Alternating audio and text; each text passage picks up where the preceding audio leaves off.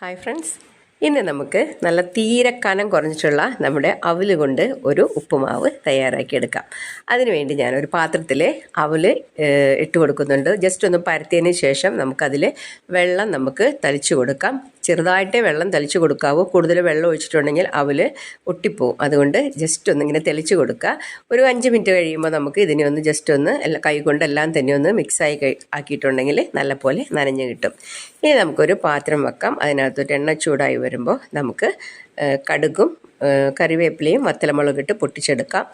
അതിലേക്ക് നമുക്ക് ചെറുതാക്കി കൊത്തി അരിഞ്ഞിട്ടുള്ള സവാള ചേർത്ത് കൊടുക്കാം. പച്ചമുളകും ചേർത്ത് കൊടുക്കാം. ഇനി നമുക്കതിനകത്തോട്ട് ആവശ്യത്തിനുള്ള മൊത്തം എല്ലാത്തിനും കൂടിയിട്ടുള്ള ഉപ്പും മഞ്ഞൾപ്പൊടിയും ചേർത്ത് കൊടുക്കാം. നല്ലപോലെ ഇളക്കുക. അതിനകത്തോട്ട് നമുക്ക് കപ്പലണ്ടിയാണ്, അതായത് പീനട്ട് നട്ടാണ് നമ്മൾ ഉപയോഗിക്കുന്നത്. അത് അത്യാവശ്യം നല്ലപോലെ തന്നെ ചേർത്ത് കൊടുക്കുക. കുട്ടികൾക്കൊക്കെ വളരെ ഇഷ്ടമുള്ളതായിരിക്കും കേട്ടോ.